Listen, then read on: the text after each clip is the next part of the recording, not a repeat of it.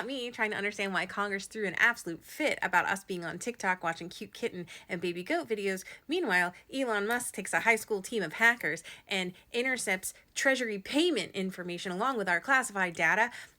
Not a peep. Not a peep. What? Well, maybe a slight peep. A mew, if you will. But it did very little to ease the apprehension that many of us had as we watched a literal coup unfold before our eyes. While everybody else was busy watching the Grammys, we were watching the terrifying end to a long weekend where Elon Musk continually seized power and authority that he does not have constitutionally, ethically, or just in general should have it all because he's an evil Bond villain, allegedly. It started last week when we learned that Elon Musk, under the guise of his Doge work, and yeah, we're going to call it that on this account, the efficiency task force that isn't legitimate at all, it just was made up by Trump.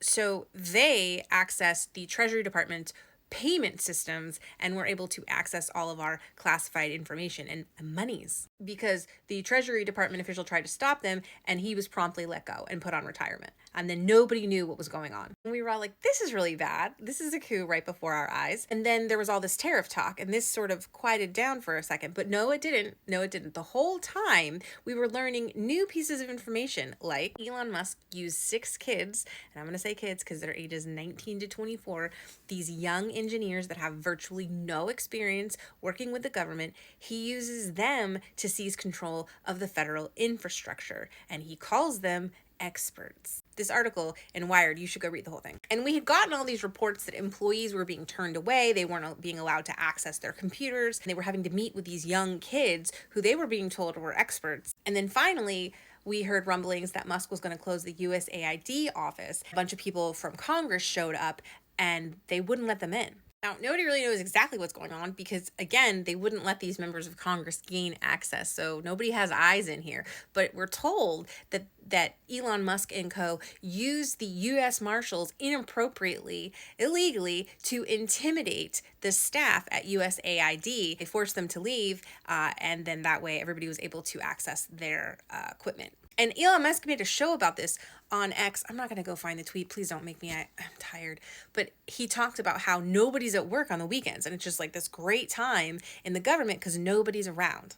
I mean, he's just saying everything out loud in front of us. So people were like, yeah, this is a problem. Senator Murphy's like, this is a constitutional crisis. We need to call it like it is. Representative Omar's like, hey, this is a dictatorship. What's up? J.B. Raskin's like, hey, we don't have a fourth branch that's called Elon Musk. Yeah, you don't have the authority to do this. Also problematic is the fact that the new acting U.S. attorney is like, hey, I think I found some illegal targeting of the Doge employees. You know, the people that just like broke into our government and tried to stage a literal coup. We're going to prosecute the people that tried to stop them. It's kind of like the people that went after Anne Frank. You know what I'm saying? And again, I stress, y'all made such a big commotion about us being on the TikTok app. And yet now Elon Musk has our social security number and significant ties to China. Also, his squad, 2 of them have connections to Peter Thiel. And y'all know what that means. Most of these people have connections to government contractors. Elon Musk is one. Peter Thiel is one. All of these people, it's like an inner circle of Bond villains. And they're all making money off of the federal government. And they're like, hey, we could cut out the middleman and we could just go get it ourselves. Let's find a bunch of young kids that are willing to do it for us. Sorry, you need to see his face too. There's a few of these that show their names. Apparently Anonymous tracked down their names, and so now we know who they are. People are like, hey, come get your kids. Like, they're fucking around in our federal government. But listen, if there's any solace for us millennials, is that most of us didn't have retirement savings or stocks anyway, so I just assumed I was going to have to work for the rest of my life, I'll be honest, except for I just saw a TikTok video about an asteroid that's coming in 2032. It doesn't look promising, but maybe we can up that 1% chance. Lastly, with absolutely no evidence whatsoever, just personal opinion, and I've said this before, the one thing that we maybe can hang on to is the fact that these 2 narcissists are different kind of narcissists, and at some point At some point, Trump's fragile ego is not going to play well with Elon Musk. Elon Musk wants to be the first trillionaire, so he cozied up to Donald Trump, who looked like he was a formidable candidate for the presidency. He was like, hey, here's like $277 million. Let's like be great businessmen together because you're a great businessman. And Trump was like all flattered and believed the hype. So he's like, yeah, cool, let's do this shit. And even though Trump was the Heritage Foundation's puppet, they didn't count on this. So this is like news to them. They're like, wait. Like all the other stuff's fine, but why are you mucking about in the Treasury Department? That's where are these kids coming from? The movie Hackers did not prepare me to go save my retirement fund, okay? And that's where the rest of us are. We're like with the Heritage Foundation, like what's happening here? This isn't right. And Trump's like, it's cool. But at some point, if enough of us speak up, if enough of us call our representatives, our senators, and our governors and our attorney generals, and we're calling all the people, and they're getting out in front of the news, and they're like, what? This is ridiculous. This is a foreign. He doesn't even go here. And they make enough of a fuss. And also, Trump's policies begin to fail and he starts to look bad, then he might actually feel obligated to kick Elon Musk to the curb. A really good summary of all of this is Heather Cox Richardson. She did a summary in a very academic way where she sat down and actually typed it out like a real professional that I am not. Nobody pays me for this, and it is not my career. I'm just here commiserating with you. But I do want to say, regardless, call your people.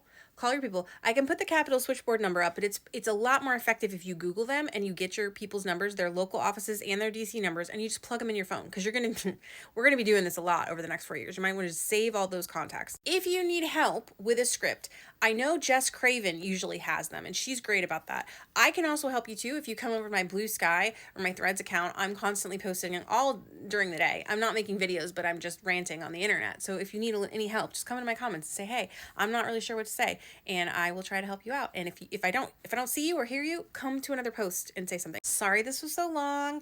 I do want to alarm you though. I do want to sound all the whistles and bells because as a political scientist, none of this is good. It's like bad. It's really bad. But yeah, take some time for yourself. Do your self-care. Make sure you're getting 8 hours of sleep. I'm not, but you should.